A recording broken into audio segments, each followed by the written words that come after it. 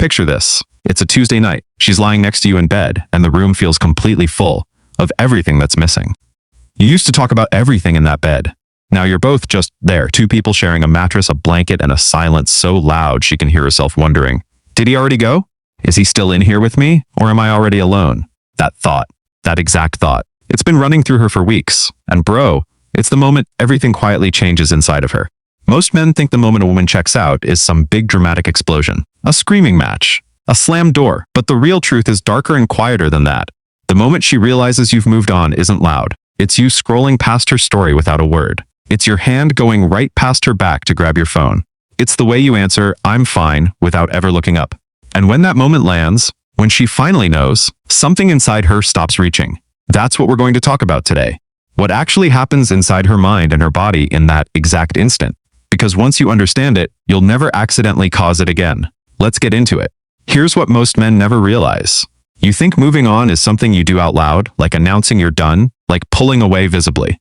But women's nervous systems don't register the big gestures. They register the micro moments.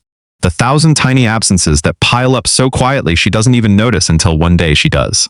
Most couples believe love ends in a fight. But the real truth is, love ends in a silence where two people stop being curious about each other. And when that silence goes on long enough, her attachment system reorganizes around the absence. She stops expecting you to show up. She starts building a version of her life where you're not the center anymore. And here's the part no one talks about. The moment she realizes you've moved on is not when she gets sad. It's when she gets quiet, when the warmth in her eyes goes flat, when she stops asking. Because in her world, asking is the last sign of hope, and when hope dies, asking dies with it. Listen, man, this isn't about being a better communicator, not grand romantic gestures, not a weekly date night. It's about understanding what's happening inside her nervous system when safety quietly leaves. Because when safety leaves, the love doesn't disappear, it just goes underground. This isn't about words, not about promises, not about scheduling a weekly check-in. It's about understanding what's happening inside her nervous system when safety quietly leaves the relationship. Because when safety leaves, the love doesn't disappear. It just goes underground. Here's what we're going to walk through.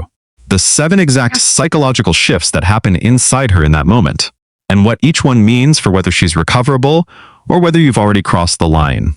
Point 1. The soft goodbye she doesn't say out loud. Most men miss this one completely.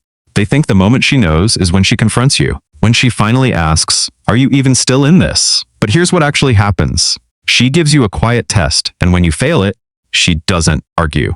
She just recalibrates. Let me paint this. The soft goodbye shows up small. She stops bringing up the future. She says we should probably instead of we will. She sleeps facing the other direction. She's not cold. She's not angry. She's doing something more painful than both. She's protecting herself from a goodbye she can feel coming, but you haven't even said yet. And here's what changes everything about understanding this. This isn't cruelty, bro. This is what a female nervous system does when it senses a withdrawal it can't fix. She's not rejecting you. She's bracing. She's pacing herself emotionally so she doesn't shatter in front of you. In real life, this sounds like disconnected. Her on the couch scrolling, you say, hey, want to talk tonight? She, yeah, sure. Whatever you want. Connected, same moment, but her, hey, I miss us. Can we talk about us tonight? Not the schedule, not the bills. Us? What's moving through her is I just need to know I'm not the only one still trying. That one shift, that one sentence can pull her back from the edge before the soft goodbye becomes permanent. And when she trusts you enough to say it out loud, the distance between you doesn't disappear. It just stops growing. That's when she stops rehearsing life without you in it. Point 2. The question she stops asking. Here's the part most couples never figure out. In every relationship, there's a question she keeps asking, sometimes out loud, sometimes inside her own head. Are you still here? Are we still us? Do you still see me? And here's the brutal truth. The moment she stops asking is the moment she's already answered it. Most couples think conflict is the biggest threat to a relationship. But the real truth is, the disappearance of curiosity is. Because curiosity is how her attachment system stays lit, how she keeps checking you're still emotionally present. When the questions die, the connection underneath them is already on life support. There are 2 kinds of quiet in a relationship. The quiet of 2 people who are simply comfortable with each other, and the quiet of 2 people who have stopped reaching. The first one feels like rest. The second one feels like grief. You can tell them apart only by whether she's still asking. In real life, disconnected, her, do you even want to be here with me? You, distracted, why would you even ask that? Connected, her, I feel like we've been far away lately. Have you? And you, setting your phone down. Honestly, yeah. And I don't want to be. What's moving through her is, I'm so scared he's going to say yes, but if I don't ask, I'll never breathe again. Her asking, not the answer. Bro, is what tells you she's still in this. When she starts asking again, she stops feeling like an analyst of your mood and starts feeling like a partner in your life. That's the shift that turns a relationship that feels like a negotiation into one that feels like a refuge. Point 3. The moment her body stops reaching. This one nobody warns you about because it doesn't come with words, it comes with her body.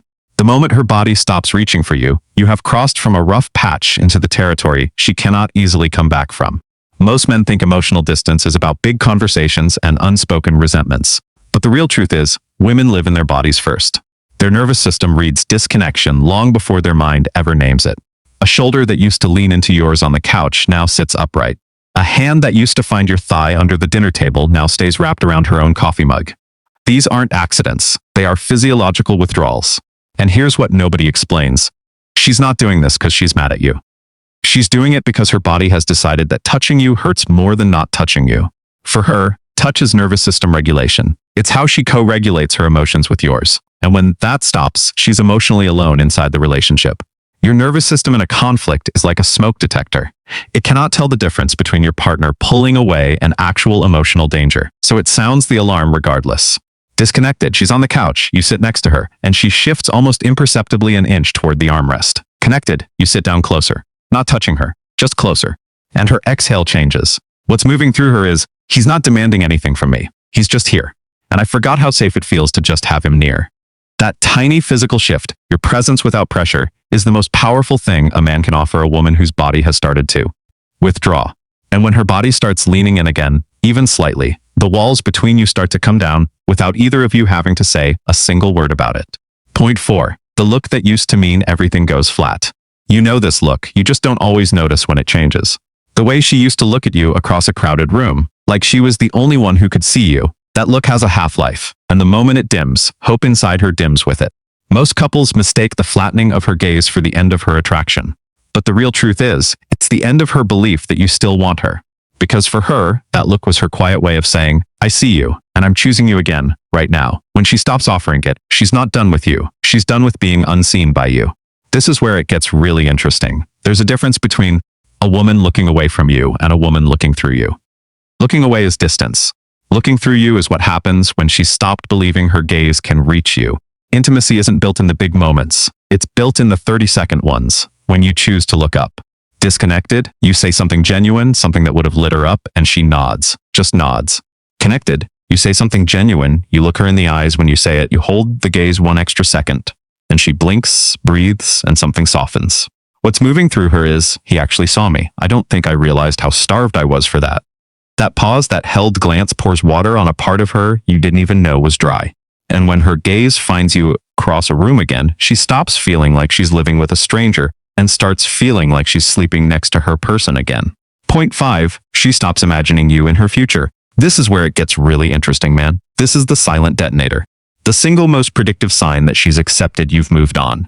And the moment she stops imagining your face in her next 5 years is the moment she has emotionally let you go. Most people think breakups start with some kind of big conversation. But the real truth is, breakups start when a woman quietly deletes you from her future tense. She stops saying we should and starts saying if I ever. She stops including you in the dreams she tells her friends about. This isn't her plotting against you. This is what a female attachment system does when it has registered enough emotional absence to start its own private grief process. She's mourning you while you're still sitting right next to her. And here's what changes everything about recognizing this. You cannot out-talk a future she's already revised. Words won't help. Promises won't help. The only thing that interrupts this silent process is consistent, undeniable evidence that you are actually present. Not someday, not eventually, now. Disconnected, a friend invites her somewhere months out, and she says, let me check. Connected, she says yes without checking, because planning her future with you inside it is no longer something she has to think about. What's moving through her is, I'm allowed to assume he's still in. I don't have to keep protecting myself from his absence anymore. That assumption, that quiet confidence that you're still in, is the foundation that every single future plan gets built on. And when she starts including you in her tomorrow again, the whole architecture of her inner world shifts. The walls she built to protect herself quietly start to come down, and you start to feel, for the first time in months, like you're actually hers again. Point 6, the friendship of strangers. This is the saddest stage of all. You're technically together, emotionally, you're roommates.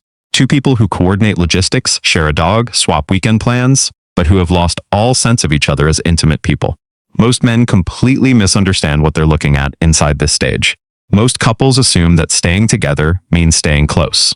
But the real truth is, you can be inside the same life for years and still drift so far apart that you become functionally strangers. You become people who manage a household rather than people who build a life. Here's the part nobody explains to you, bro. This is what her nervous system does when it has quietly exhausted every soft attempt at reconnection. She's tried the questions, the looks, sitting closer. Nothing has changed. So she stops trying, not because she doesn't love you, but because the cost of trying has become higher than the cost of letting go. Disconnected, you ask her how her day was, and she says fine, and the word weighs 12 pounds. Connected, you ask her how her day was, and you sit down, close your laptop, and say, actually, tell me everything. I want to know. And she laughs, not because it's funny, but because she forgot what it feels like to be wanted that much. What's moving through her is, he's not just cohabitating with me. He's actually interested in me as a person. And when that shift happens, she stops feeling like a co-manager of your apartment and starts feeling like the other half of your life again. That's when your partner stops feeling like a problem to manage and starts feeling like a person to come home to. Point 7, the quiet goodbye you didn't hear. This is the last stage. And by the time you're here, bro, the loudest sound in your house is the absence of her voice. Not because she's gone, because she stopped trying to be heard. Not louder conversations.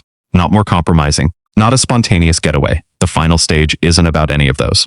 It's about two people who stopped reaching for the safety of being known, long before either of them said the word. Most men think the final stage of a woman checking out is the actual breakup conversation. But the real truth is, the breakup happens 6 months before she ever finds the words, I think we should end this. By the time she says them, she's already grieved, already moved furniture in her mind. The quiet goodbye looks like this in real life. She stops bringing up things that used to bother her. She doesn't argue. She just goes gray. She becomes polite. Supportive. Everything that doesn't require intimacy. Because intimacy is the very thing she's now protecting herself from. And here's what changes everything about this stage. The goodbye you've truly lost isn't the one she says. It's the one you missed. The one where she stopped laughing at your inside jokes. Where she stopped texting you from the other room just to share something small. Where she stopped being curious about what you were thinking. You missed 100 of those moments. Each one was a quiet goodbye you didn't hear. But here's the hopeful part. Even at this stage, the doorway isn't closed. It's closing. And the difference between closed and closing is what consistent, visible, unmistakable presence over the next few weeks can still flip back open. Disconnected, she walks past you in the kitchen and doesn't stop. Connected, she walks past you and touches your back for 1 second. Not a rub, not a hug, just a touch. And you don't move away, you don't flinch, you just stay. What's moving through her is, I'm so tired of protecting myself from this man. Maybe it's okay to need him again. And that touch, how you receive it, will tell her everything about whether it's safe to keep trying. When she keeps reaching and you receive her without flinching, the most important shift in your entire relationship happens. She stops rehearsing your absence and starts rehearsing your return.